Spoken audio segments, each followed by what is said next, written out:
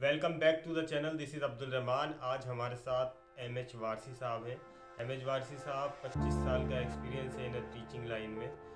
फ़िलहाल splendid coaching centre के ये डायरेक्टर हैं, अलनूर पब्लिक स्कूल के प्रिंसिपल हैं। काफ़ी सारे तजर्बे रहे हैं इनकी ज़िंदगी में। इनके जो बच्चे पढ़े हुए हैं वो पूरे ऑल ओवर वर्ल्ड में अलग अलग कंपनीज़ में काम कर रहे हैं और काफ़ी दुनिया में नाम रोशन कर रहे हैं। तो चलिए इनसे हम बात करते हैं।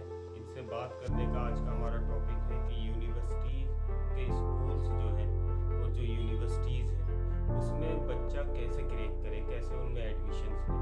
तो इनसे पूरी इस बात पे बात करेंगे हम कि बच्चा स्कूल लेवल पे, चाहे वो फर्स्ट क्लास में हो, चाहे वो 9th में हो, चाहे वो 10th में हो, क्योंकि स्कूल यूनिवर्सिटीज़ के स्कूल्स होते हैं।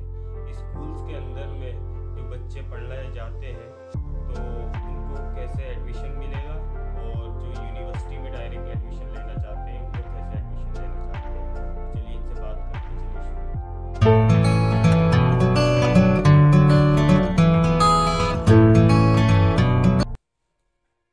First of all, I would like to express my render gratitude for calling me on your channel, Mr. Abdul. The channel is Exploration and Guidance. As the name suggests, that this channel makes video on various topics to explore the things that you do not know about various objects, various things, various inventions. So this channel give you the utmost information on that topics. And the second thing, the second name of this channel suggests guidance, means this channels help you to guide in various things you like, examination, like various courses, and traveling, and so many things this channel is doing. So I like this channel very much, and I hope that you will also like the videos made by Mr. Abdul. Thank you very much mister Abdul. आज का जो इस channel पे इन्होंने video बनाने का topic रखा है वो स्टूडेंट्स के लिए कि एंट्रेंस टेस्ट को कैसे आप क्रैक कर सकते हैं, कैसे आप पास कर सकते हैं। तो सबसे पहले डियर स्टूडेंट्स, आपको ये सोचना होगा कि जो आप आज सोचते हैं उसका रिजल्ट आने वाले कल में आपको मिलता है। दूसरी चीज़ ये है कि जब आप किसी एंट्रेंस टेस्ट की तैयारी करते हैं आपके लिए बहुत सारे ऑप्शंस मौजूद होते हैं। जैसे आप क्लास फर्स्ट में कहीं पर एडमिशन ले सकते हैं किसी यूनिवर्सिटीज़ के कॉलेजेस में जो उसके अंडर में चलते हैं, और दूसरे ये कि आप क्लास 6 से, फिर क्लास 9 से और क्लास 11 से। अब जो नई एजुकेशन पॉलिसी आ रही है तो उसमें अब कुछ सिस्टम आपका चेंज हो जाएगा, कभी फिर इस पर बात होगी। लेकिन आज का हमारा जो टॉपिक्स है, इस वक्त की जो हमारी मौजूदा पॉलिसी चल रही है एजुकेशन, उसके मद्देनज़र, उसको ख्याल में रखते हुए हम आज बात करते हैं कि आप अपना एंट्रेंस टेस्ट कैसे जो है पास कर सकते हैं। तो देखिए डियर स्टूडेंट्स, किसी भी यूनिवर्सिटी या किसी भी कॉलेज का जो आप एंट्रेंस टेस्ट देने जाते हैं जिसमें आप इंटरेस्टेड हैं, तो सबसे पहले आप अपने आप को तोड़िए। क्योंकि देखिए होता यह है कि जिस काम के लिए जो चीज़ बनी है वो काम उसी से हो सकता है। यानी कि हर स्टूडेंट को अगर यूनिवर्सिटी में दाखिला मिल भी जाए तो अच्छी परफॉर्मेंस नहीं दे सकता, भले वो देना चाहता हो। तो इसके लिए ध्यान में रखते हुए सबसे पहली चीज़ ये है कि जो टेस्ट आप पास करना चाहते हैं, जिस टेस्ट को आप क्रैक करना चाहते हैं, उसके लिए सबसे पहले आपको उसका सिलेबस मालूम होना चाहिए, क्राइटेरिया मालूम होना चाहिए कि वो टेस्ट कहाँ से जो है, किस तरीके के करिकुलम से या किस तरीके के कोर्स से आता है। बेहतर ये होगा कि आप जिस क्लास की तैयारी कर रहे हैं, सपोज दैट आप क्लास 9 की या क्लास 11 की तैयारी कर रहे हैं, तो उस यूनिवर्सिटी का जो कोर्स है मोस्टली जो है CBSE या NCERT की बुक्स वहाँ पर चलती हैं, तो उन बुक्स को आप अपने यहाँ ख़रीद लें। जैसे आप क्लास 9 के लिए तैयारी कर रहे हैं तो क्लास 8 की बुक्स जो है आप वहाँ पर की ख़रीद लीजिए और उससे आप तैयारी कीजिए। उसके बाद में आपको जो है एक अपना टाइम टेबल मेंटेन करना पड़ेगा, यानी कि आपको लेंदी स्टडी करनी पड़ेगी। कोई मजाक नहीं है, आप एक एंट्रेंस टेस्ट देने जा रहे हैं तो उसके लिए आपको एक अच्छी प्रिपरेशन करनी पड़ेगी।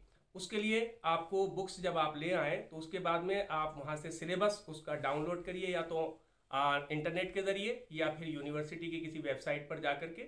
और गाइडेंस के लिए आप सबसे अच्छा तरीका यह है कि उस यूनिवर्सिटी में जो इंसान पढ़ रहे हैं, जो स्टूडेंट पढ़ रहे हैं, उनसे आप मिलिए। जिन्होंने टेस्ट अभी क्वालिफाई किया है लास्ट ईयर या उससे पहले, उन लोगों से मिलिए कि उन्होंने किस चीज़ का सहारा लिया, वो यहाँ इस मकाम तक कैसे पहुँचे, उन्होंने टेस्ट की तैयारी के लिए कौन सी बुक्स ली, तो वो आपको अपनी बुक्स जो है प्रेस्क्राइब करेंगे। लेकिन बेटर ये होगा स्टडी मटेरियल आप इकट्ठा करें अपने पास। काफ़ी सारा स्टडी मटेरियल मार्केट में आपको मिल जाएगा, ऑनलाइन मिल जाएगा, और उससे आप अपनी तैयारी शुरू कर दें। उसके बाद में आप मॉक टेस्ट रोज़ाना एटलीस्ट एक मॉक टेस्ट बैठ करके आप ईमानदारी के साथ दीजिए। उससे आपको ये फ़ायदा होगा कि मॉक टेस्ट देने से आपका जो है रिवीजन बहुत अच्छा होता रहेगा और आपका माइंड मेकअप रहेगा, और आपको ये पता चलेगा कि कितने टाइम में आपने कितने जो है क्वेश्चंस किए। आप उसको असली टेस्ट समझ करके दीजिए, उतने ही टाइम ड्यूरेशन में आप उसको पूरा कर लीजिए। उसके बाद बात आती है आपकी जो है आपकी जो रिप्यूटेड राइटर्स की बुक्स हैं, उनको आप उससे तैयारी कीजिए, तो उसमें आपको एक अच्छा स्टडी मटेरियल जो है मिलेगा। उसके बाद में लास्ट ईयर के पेपर ज़रूर देखिए कि उस यूनिवर्सिटी के या उस टेस्ट के लास्ट ईयर के जो पिछले 5-10 साल के पेपर हैं उनमें क्या क्वेश्चंस आए हैं, कौन से टॉपिक्स पर ज़्यादा क्वेश्चन आए हैं, किस सब्जेक्ट पर ज़्यादा पूछा गया है, उसके हिसाब से आप अपनी तैयारी करिए। जो टॉपिक आपको बहुत ज़्यादा हार्ड लगते हैं, मुश्किल लगते हैं, तो उनका रिवीजन बार बार कीजिए आप। दूसरे ये कि उनको आप ज़्यादा टाइम दीजिए, और जो आपको आसान लगता है जो मटेरियल अपना, उसको आप जो है कम टाइम दीजिए। तो इससे आप टेस्ट की एक अच्छी तैयारी कर सकेंगे। देखिए कहा गया है कि Rome was not built in a day, यानी कि इम्पोर्टेंट वर्क जो है रिक्वायर्स टाइम्स, टेक्स टाइम, यानी कि कोई भी ख़ास काम जो होता है उसके लिए वक्त की ज़रूरत होती है, उसके लिए वक्त दरकार होता है।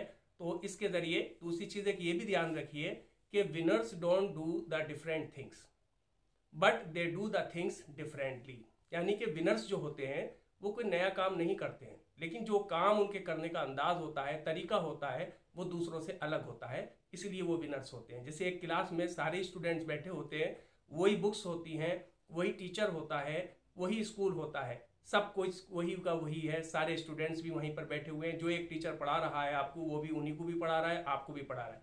लेकिन उन्होंने क्या काम किया कि अपना पैटर्न बदला। उन्होंने इस पर नहीं रहे सिर्फ के स्कूल गए और घर आ गए वापस, उन्होंने घर आकर के उसकी अच्छी तैयारी की, अच्छे नोट्स मेकिंग की, और फिर उन्होंने अभी से प्रिपरेशन शुरू कर दी एग्ज़ाम की।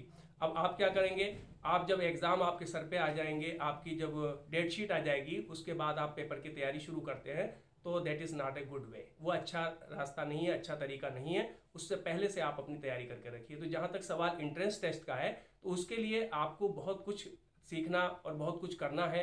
लोगों से मिलिए जो पास आउट कर चुके हैं, अपनी डाइट पर भी बहुत ध्यान दीजिए, अपनी नींद पर भी बहुत ध्यान दीजिए। 7 से 8 घंटे की कम से कम नींद आपको रिक्वायर होगी, जब भी आप कुछ अच्छा कर पाएंगे।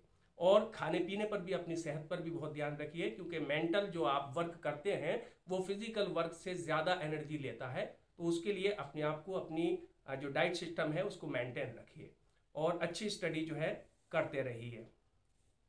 ये मैं अपनी बात इस तरह से ख़त्म करना चाहता हूँ कि जहाँ तक एंट्रेंस टेस्ट का सवाल है, तो ये एक अपने आप में बहुत बड़ा एक चैलेंज है। किसी शायर ने कहा है कि मोहब्बत के लिए कुछ ख़ास दिल मखसूस होते हैं, मोहब्बत के लिए कुछ ख़ास दिल मखसूस होते हैं, ये वो नगमा है जो हर सांस पर नहीं गाया जाता। यानी कि समझने की बात यह है कि हर स्टूडेंट तैयारी करता है, लेकिन हर स्टूडेंट उस एंट्रेंस टेस्ट को पास नहीं कर सकता। उसको पास करने के लिए आपको कुछ अलग तरीके से वर्क करना होगा, अलग तरीके से प्रिपरेशन करनी होगी। सबसे पहले आपको अपने ऊपर कॉन्फिडेंस होना चाहिए। जब आपका सेल्फ कॉन्फिडेंस होगा, आपके अंदर लगन होगी, जुनून होगा, तो इंशाअल्लाह मेरी नेक दुआएं आपके साथ हैं, आप ज़रूर टेस्ट क्वालिफाई करेंगे।